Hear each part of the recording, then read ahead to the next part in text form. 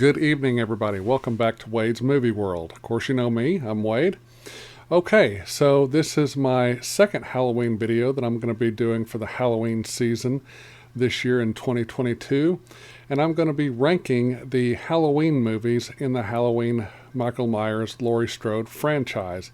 And I'm going to be including Halloween 2018, Halloween Kills, and now Halloween Ends.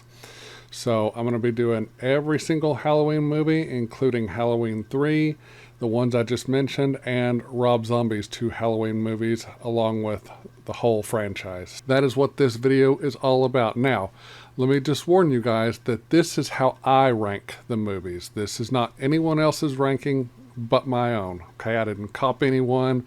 This is not anyone's ranking out of Hollywood or any of the actors who starred in the movies. This is just mine.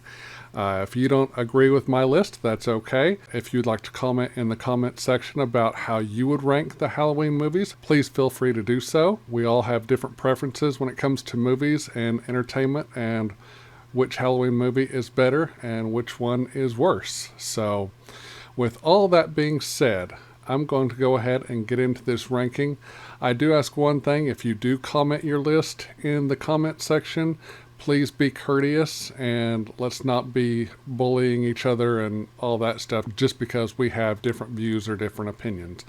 Let's all be nice to each other. Out of all the Halloween movies, there are 13 in all, so I'm going to be starting with the worst one, which is at number 13, and going all the way up to number 1, which is going to be my favorite Halloween movie out of the franchise. Starting at number 13, we have Halloween 3 Season of the Witch, which was released in the year 1982, directed by Tommy Lee Wallace. And the reason I have this movie at number 13 as my worst is because it's a bad film. I don't like the story. There's some really bad and gross and disgusting elements to it. I didn't like what they did. And the fact that it didn't have Michael in it at all. I didn't like the acting. I didn't like the story. I didn't like the visual effects. I just didn't like anything about this movie, and it doesn't follow, the storyline from Halloween 1 or Halloween 2. It just did its own thing. So to me, it shouldn't even be part of this franchise. And even the title, Halloween 3, Season of the Witch. Well, the film has nothing to do with the witch. It's about this evil mask maker who makes these masks who basically eat off children's face when they put it on and listen to the little jingle when it comes on TV.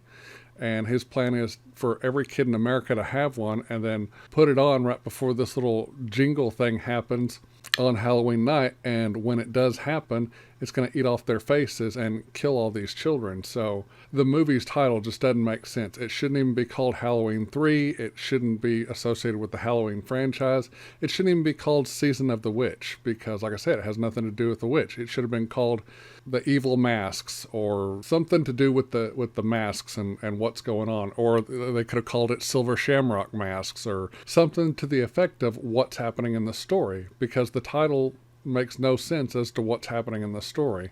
I know it's starting to get more followers than it used to have and more people who like it.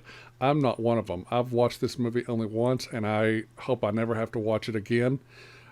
Which if I ever do a commentary on the Halloween franchise, I'll probably have to watch it one more time. But to me, this movie is a pile of dog crap. It should be burned in the biggest bonfire known to man. If I had the ability, I would find every single copy on VHS, beta tape, DVD, Blu-ray, 4K, and all the copies of the film that are actually on film and the original print, and I would burn them all because this movie is such a piece of shit. So at number 13, Halloween 3, Season of the Witch. Coming in at number 12, we have Rob Zombie's Halloween 2. Now, there are elements of this movie that I like, but there are a lot more elements of this movie that I hate, and I mean hate.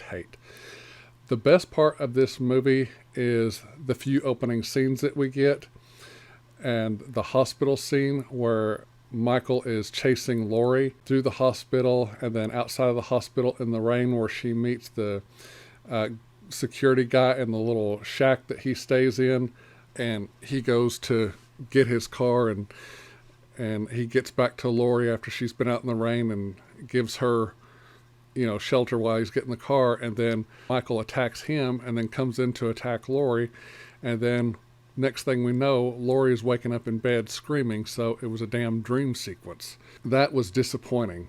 To me, that's what the movie should have been. That was the best part of the movie, was the hospital sequence. I will say that Brad Dourif gave a great and powerful performance as Sheriff Lee Brackett, as did Danielle Harris as Annie Brackett, and Scout Taylor Compton really stepped out of her element and brought her character to life and gave her a lot more to do and a lot more to work with in this film, and she really had to push herself, and I applaud them for their performances, but the story for this movie, it was just all around bad, and there were some really disgusting elements in this film. It's more like a white trash perverted Halloween film. Why Rob Zombie has to do that, I don't know. Michael has just become a hobo drifter, and he has these images or visions of his mom, a younger version of himself, and a white horse, and they never really explain what all that crap means. And the ending is just weird, and they turn Dr. Loomis into a greedy asshole who treats his people who work for him like crap. They don't even use the Halloween main theme in this movie. This movie is filled with bad language, and it's filled with a lot of satanic cult looking stuff. I mean, it's just a turnoff of a movie, and like I said, there's some elements about it that I like, but very, very, very few. So, at number 12 is Rob Zombie's Halloween 2. Coming in at number 11 is Halloween 5, The Revenge of Michael Myers. Now, this movie isn't all bad. There are some good things to it, but there are a lot of bad things to it as well. The story is just all over the place. They brought in this French director who knew nothing about the Halloween franchise, and he just kind of came in and did his own thing, and it made no sense whatsoever. Loomis is off his rocker in this one. I mean, he's pretty much gone crazy. Sheriff Meeker does nothing important in this movie. Danielle Harris is the only one who really gives a great performance. Well, Donald Pleasance does too, but I mean, as far as his character goes, Loomis is just, he's gone nuts, but Donald Pleasance really brought that to life in a good way. Michael is huge in this movie. One thing that drives me crazy is he doesn't tuck in his damn mask. Tuck in your damn mask, and the mask itself looks like utter crap. The Myers house is not the Myers house that we are used to and recognize. It's this Gothic house castle looking thing that's huge. It's God knows how many square feet. The Myers house is not that big, nor has it ever been that big, nor is it supposed to look like that. I mean, yeah, that's a great house, but it should not be used for this movie. There are a lot of bad characters in this movie. Sam, Samantha, her boyfriend Spitz, and worst of all, the annoying, bratty, asshole Tina. Oh my gosh, Tina in this movie. She is so loud, obnoxious, and annoying, and she never shuts her damn mouth. She's just on and on and on. And once Michael finally kills her, I mean, all you can feel is happiness. You're just like, finally, somebody shut her up. That's the best moment in this film, is when Michael Myers kills Tina. The little puppy love scenes between Billy and Jamie were really cute. I really liked the character of Billy and the little relationship they had and how they were friends, but he thought more of Jamie than just as a friend. It also shows in this movie how very protective Billy is of Jamie, which I liked. Tina's boyfriend, Michael, or Mike for short, he drives this black sports-looking car. It's a convertible. I'm not sure what kind of car it is. It's probably a Camaro or something like that. I mean, he's just a pompous asshole who looks like the Fonz from Happy Days, which the Fonz is a much better character than he is, and I'm kind of glad when he gets it by Michael as well.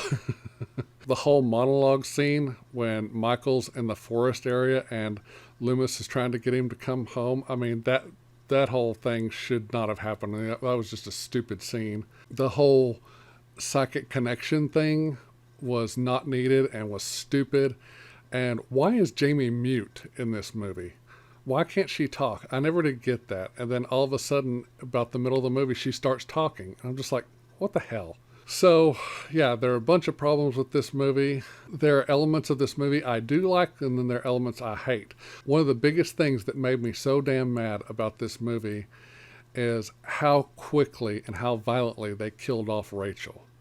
I mean, originally she was going to get scissors down her throat, but they just said, okay, we'll scrap that and we'll just have Michael stab her in the heart with a pair of scissors. I mean, she's in the movie maybe all of 10 to 11 minutes and then they kill her off.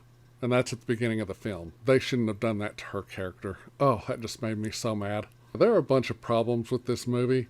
It doesn't have as many problems as Rob Zombie's Halloween 2, but it still has a lot of problems of its own. So at number 11, Halloween 5, The Revenge of Michael Myers. At the number 10 spot is the brand new film from David Gordon Green's Halloween trilogy, Halloween Ends.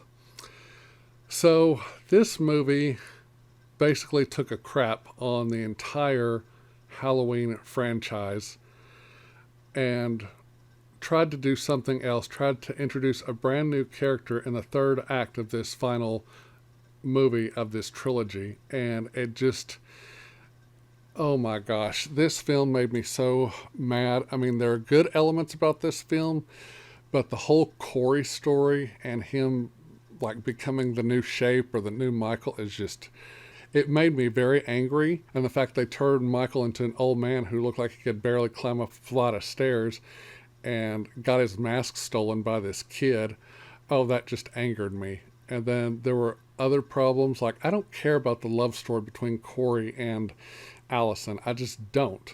There were some good scenes with Laurie and Sheriff Hawkins, which I liked.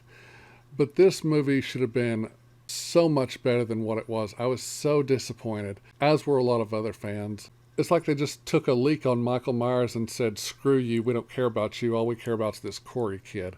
I mean, you don't do that to Michael Myers. You don't do that to Laurie Strode. You don't do that to this franchise, because Michael Myers is this franchise. So many problems. The fact that they were trying to throw in all these elements that could have connected it to Halloween 3 Season of the Witch, oh, that angered me even more. I like the opening credits theme, and I like all the jack-o'-lanterns and pumpkins that it shows, but I hate the text lettering because it's not the orange Halloween text that we know. It's this bluish purplish text, which we see in Halloween 3 Season of the Witch. Well, that movie doesn't even connect to these movies. Why are you trying to do that, David Gordon Green? That's stupid. I hated it. Oh, gosh. This movie had so much potential, and they just let us down with it. I mean, yes, there are good elements to it, like the final fight, but the final fight should have been more epic. It should have been longer. It should have taken place not just inside Laurie's house, but like out in the street in the middle of town. Allison should have been more involved in the final fight. Lindsay was nowhere to be found during the final fight. Even Hawkins should have been in the final fight, and he wasn't. And then these bully band member kids, I mean, what was all that about? More than half of this movie makes no damn sense at all. So anyway, Halloween Ends comes in at number 10.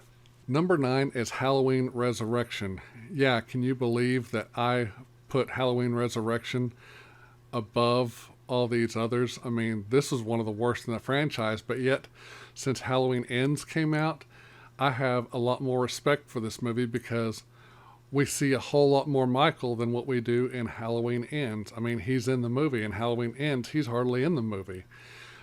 This movie does have a lot of problems. They shouldn't have killed off Laurie Strode like they did in this movie. There are times that the mask looks horrible. I mean, and when I say by that, there's a certain shot when he's walking behind Laurie as Laurie's trying to get away from him at the very start of the movie. The hair on his mask looks like an afro.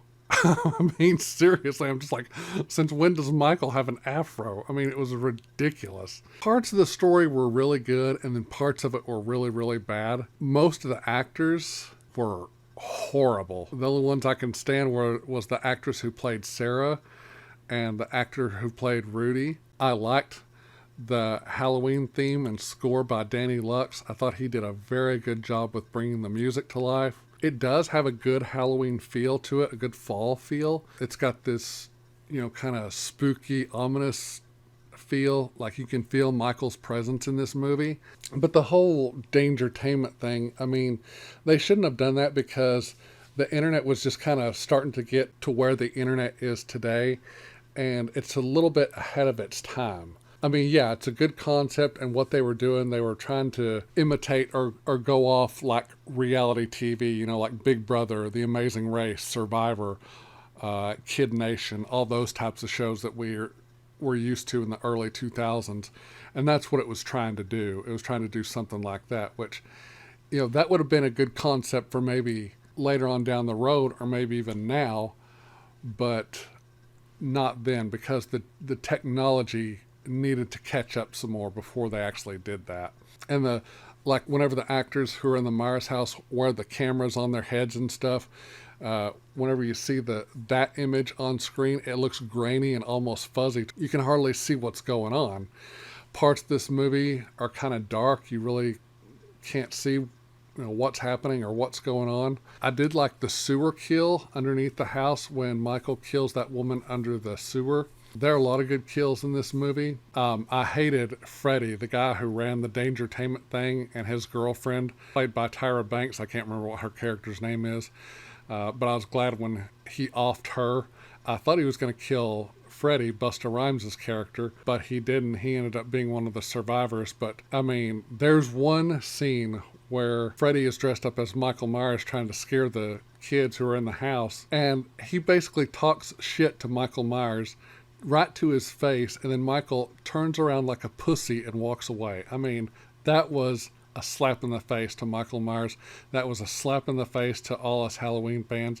That scene made me so damn mad. Then later on we see Freddy trying to fight Michael Myers using kung fu he learned off TV from one of his favorite kung fu movies or TV shows. I mean, it was just so stupid. So yeah, that's one of the bad parts of the movie, but there are a lot of good elements to this movie, but there are a lot of bad elements to this movie. But I appreciate this movie a lot more now. I'm not saying it's a good movie, but I appreciate it a lot more now since Halloween Ends came out because of what they did to Michael in Halloween Ends. I mean, at least they, for the most part in this movie, respected the character. Like I said, there's one or two scenes where they really diss Michael Myers, but other than that, this movie is, I'm not going to say great, I'm not going to say good, I'm not going to say okay, it's just fair. It's a fair movie. That's all I'm going to say.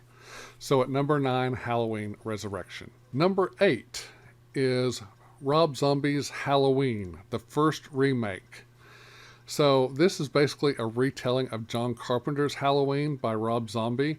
The film starred Scout Taylor Compton as Laurie Strode, Danielle Harris as Annie Brackett, Brad Dourif as Sheriff Lee Brackett, Malcolm McDowell as Dr. Sam Loomis, and Tyler Mane as Michael Myers. Now, one thing that I didn't like about this movie is the white trash background they gave Michael and his family. I mean, his mom's a stripper. She's got this boyfriend who's just an obnoxious creep, a drunk, and a cripple, and he talks trash to everyone around him, including children. I mean, you just want to punch him in the throat just because he's so damn obnoxious. But for the most part, this movie is really good. There's some things about it I don't like. All the language, it's got a lot of bad language. They could have toned that down a little bit. The visuals are really good, though. It doesn't follow John Carpenter's Halloween scene for scene. I mean, Rob Zombie does bring in some of his own things to it, which I really liked. Some of them I liked, some of them I didn't like. But for the most part, this movie is okay. One thing I did like during the scenes where we see Michael Myers as a child growing up, I liked the relationship that Michael has with his mom. I thought that was a really sweet and really good thing that they showed on screen, and I really appreciated it. I kind of liked the scenes where we see Dr. Loomis treating Michael Myers in Smiths Grove, Warren County Sanitarium. So we get to see how Michael descends into this madness of becoming Michael Myers, who we know and love today. But yeah, this movie is really rough as far as language goes. It's very violent, very bloody. The whole white trash thing could have been left out, but it's got some good things. It's got some really good actors and actresses who really bring their A game. I mean, Scout Taylor Compton did a really good job as Laurie Strode. Not as good as Jamie Lee Curtis, but she did okay. The score music by Tyler Bates is very, very good. He brings in the Halloween theme, the same one that John Carpenter wrote. Plus, he also uses some of the John Carpenter tracks from Halloween 1978 in this movie, but he also brings in some of his own score music, which really gives the film new sounds and new music to go off of, and it works for the film. So at number 8 is Rob Zombie's Halloween. Okay, next up in the number 7 spot is Halloween 6, The Curse of Michael Myers. This is one of the better movies of the franchise, in my opinion. Now, does it have its problems? Oh, of course. One of the main problems I have with it is the parts of the story. I didn't like the part of the story where it tells us about that he's controlled by the curse or cult of Thorn, whatever you want to call it. This ancient evil that's a constellation, and that whenever it appears, he appears. No, I didn't like that. I just like the mysteriousness of the evil that is inside of Michael. The other part I didn't like about this movie is the fact that it tells us that Michael Myers is actually the father of Jamie's little boy, Stephen, the little baby in the movie. If they're telling us that, then that means he screwed his own niece. Gross. I didn't like that. They could have come up with something a little better for that. Maybe they could have come up with a part of the story for that it was Dr. Wynn who did that to her, or someone else within that little cult of Thorn thing. I didn't like the "it's raining red" part where the girl thinks it's raining red when really there's someone up in the tree and he's bleeding and the blood is dripping down on this little girl. I didn't like that part. They could have cut that out or not had it at all. I didn't like the reveal of the man in black being Dr. Wynn, who used to work with Dr. Loomis. Of course, I didn't like the whole man in black thing in Halloween 5, and I sure as heck didn't like the continuation of it in Halloween 6 and the reveal of who it is. One of the biggest things I didn't like is John Strode, the brother of Laurie Strode's father, who now runs Strode Real Estate. That guy is an asshole, but Michael Myers takes care of him, and I'm always glad when I see him die in the movie because he deserves it. But this movie has some good things too. I like the viciousness of Michael. It's not over the top like some of the other movies, like the Rob Zombie movies, but it's just enough. We kind of see Michael not run in this movie, but he walks really fast. I like the whole surgery scene where Michael goes into the surgery room and just tears people apart. I like the whole running through the hospital thing when Tommy, Kara, Danny and the baby are trying to get away from him. I loved that.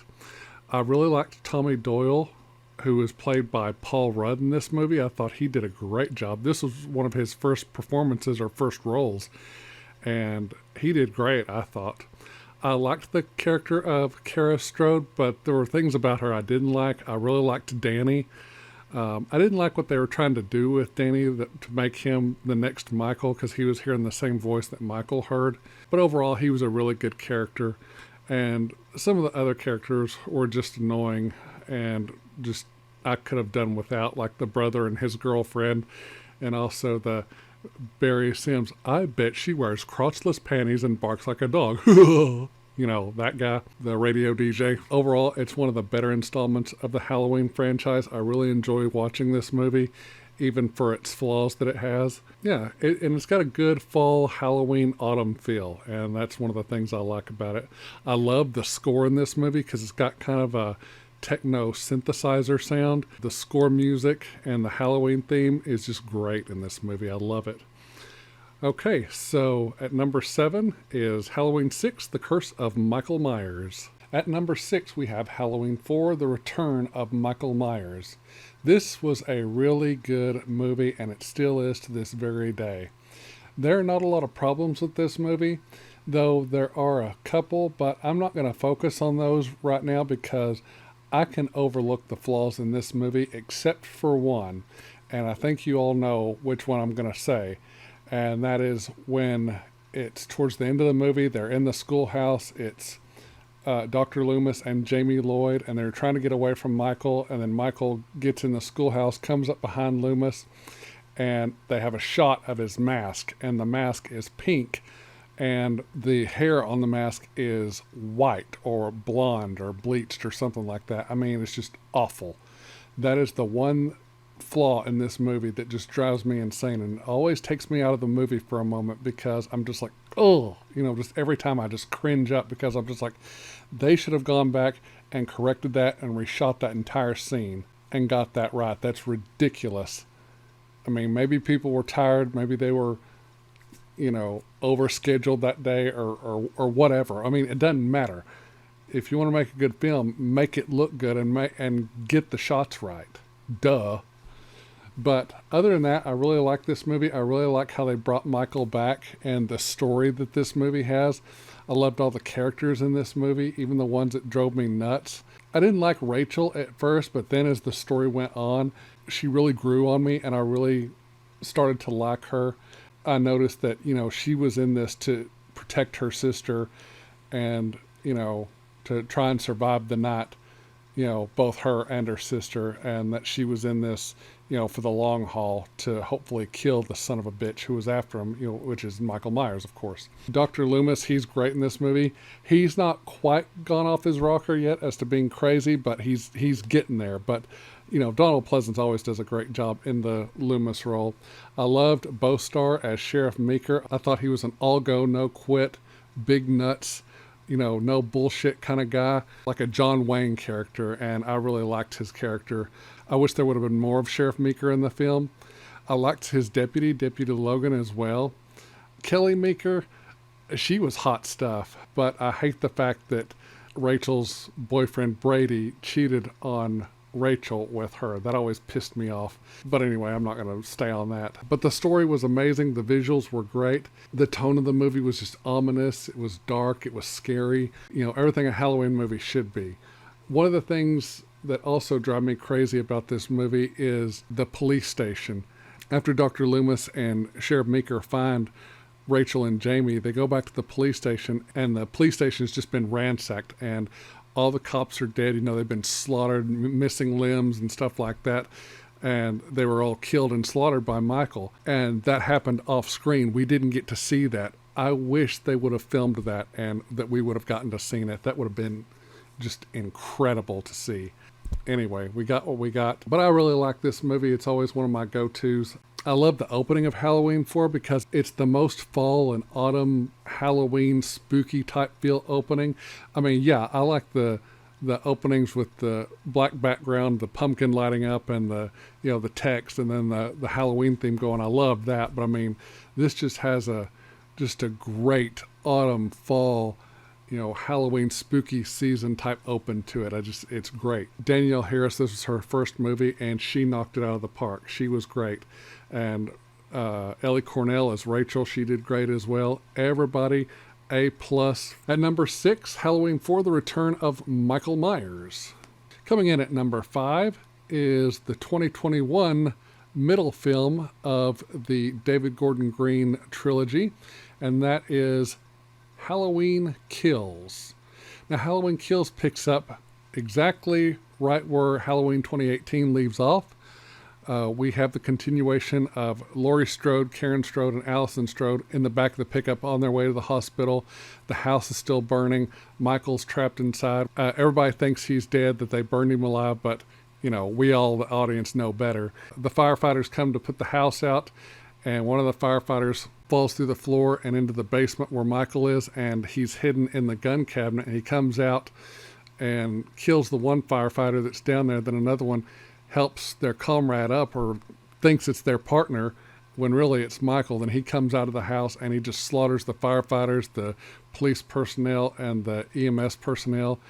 And it's just all hell's breaking loose from there on out throughout the movie.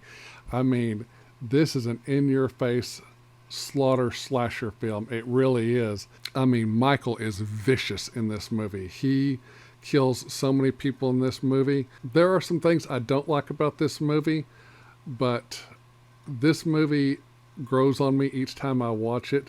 One of the main things I didn't like about it was the Big John and Little John who live in the Myers house. They're two gay men who live together.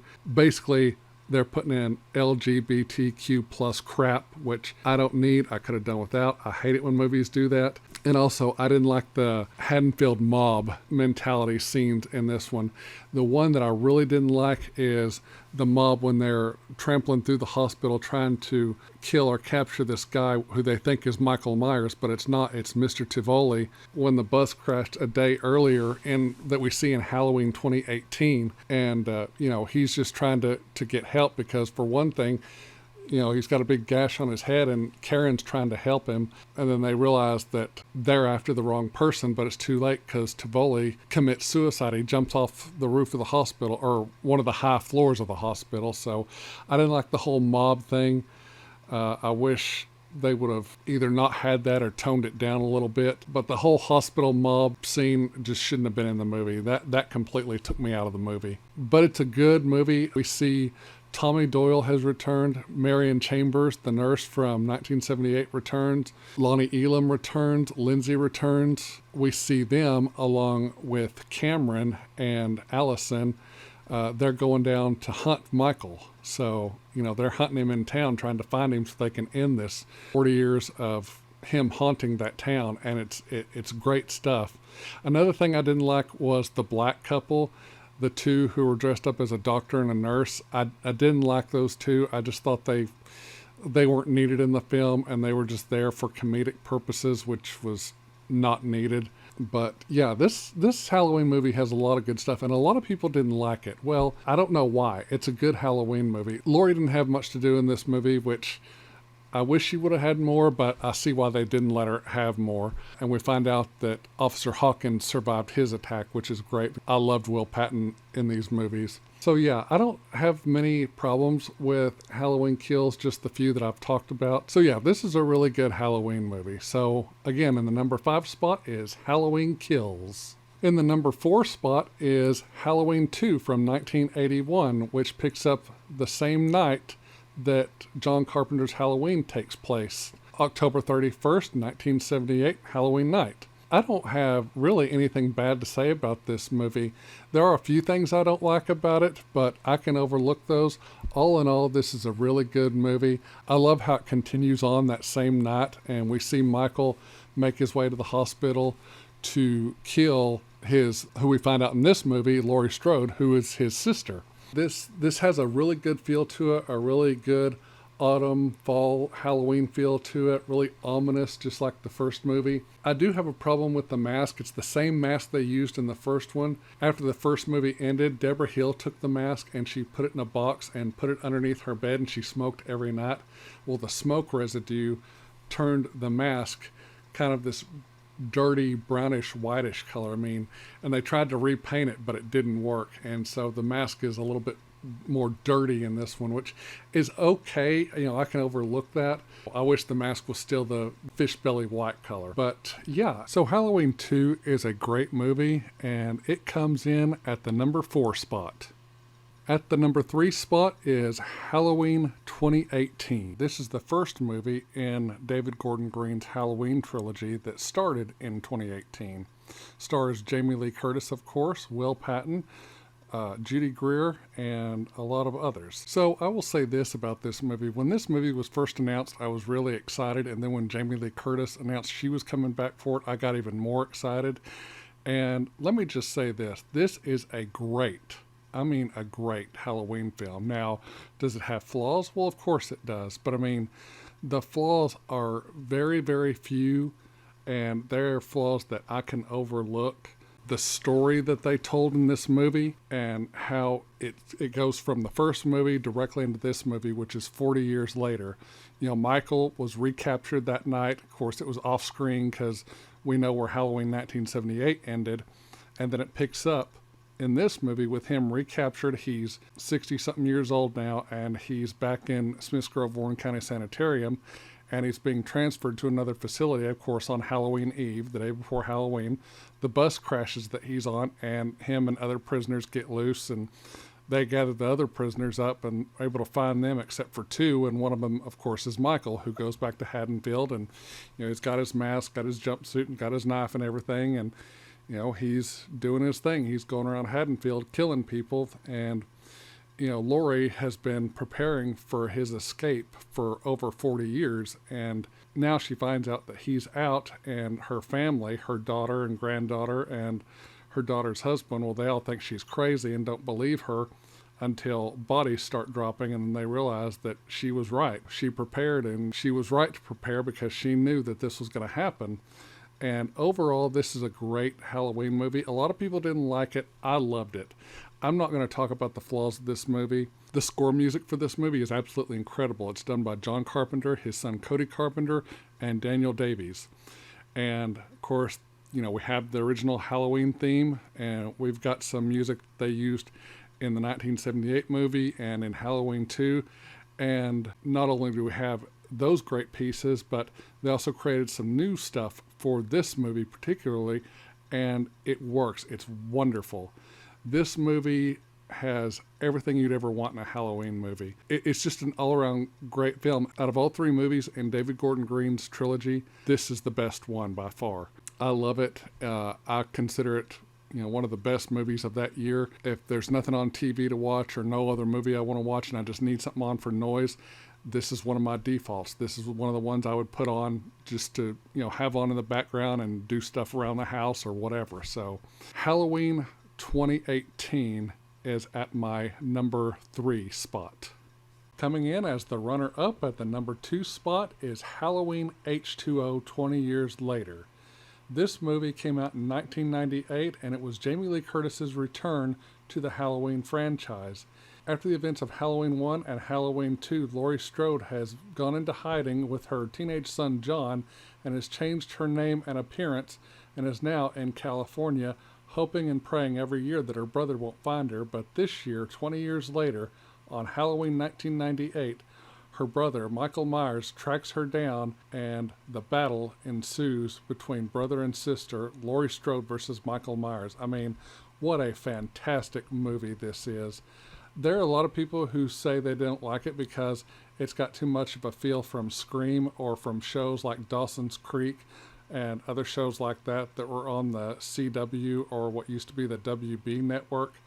Well, I never watched any of those shows, but I did watch Scream, but it doesn't really have a Scream feel to me. It just has a feel of a Halloween movie. I mean, it's got that fall, autumn, kind of ominous Halloween feel. It's got that pulse-pounding music, and, it's just got that feeling that danger is around and danger is coming. I mean, throughout the whole movie, you're just on the edge of your seat, just waiting and wondering, what's going to happen and when the battle is going to start. A fantastic movie. I can't say enough about it. I mean, I love this movie. It's one of my defaults. I can watch this movie any time of the year. It has flaws, but you know what? Those flaws I overlook every time. I mean, they never take me out of this film. I freaking love this movie. There's just something about it that's just great and nostalgic, and it really puts you back into that mindset of Halloween 1 and Halloween 2, and it's just, once the battle starts, it just feels like it rages. I don't feel like the battle between Laurie Strode and Michael Myers is long enough, but I mean, dang, it's a battle, and there's some knockdown, drag-out hits. I mean, Michael Myers with his signature butcher knife, and Jamie Lee Curtis, Laurie Strode gets an axe, and they go to town on each other, and it gets pretty brutal. Man, oh man, it's just a fun, thrilling, nail-biting, edge-of-your-seat horror movie. I mean, what can I say? Halloween H2O, 20 years later. If you haven't seen it, what the hell are you waiting for? Go out and rent it, stream it. You won't be disappointed. Halloween H2O, 20 years later, is the runner-up in the number 2 spot. Okay, at the top number 1 spot is none other than the original 1978 classic movie, John Carpenter's Halloween. This movie is the movie of movies, the slasher of slashers, the king of kings, if you will. John Carpenter's Halloween is a masterpiece, and it was made for about $300,000, and it took 21 days to shoot. I mean, everything from the story, the acting, the special effects, and just the way it was put together, the music, Everything about this movie is fantastic. Yes, does it have flaws? Of course, what movie doesn't? But I mean, those flaws are so few, and they are noticeable some in the film, but I can always overlook those. This movie changed the game as far as horror movies go. It's just so great. John Carpenter and Deborah Hill made a wonderful film. They wrote a fabulous script, and I can't say enough about this movie. I can watch this movie any time of the year, any time of day. It's that good, that great, that amazing. John Carpenter's Halloween. If you have not seen it, I suggest you stream the film or go out and buy you a copy of it. I mean, it's just one of those movies that's just a classic, and it always will be, and it's one that should be in everybody's film collection. I can't say enough about the movie. Again, John Carpenter's Halloween, Laurie Strode, Michael Myers, that's where it all began. So it is at my number one spot. John Carpenter's Halloween comes in at the very tip top of my list for this ranking. Okay, that is it for my list. This is my ranking. This is how I see the Halloween films in my head and how I rate them from worst to absolute best. So I hope you all have had a wonderful time with this video. I had a great time making it. It was hard making it, but I had a great time making it nonetheless, and I did it for you guys. So I hope you enjoy this video, and I will end the video by saying this. Happy Halloween, everybody.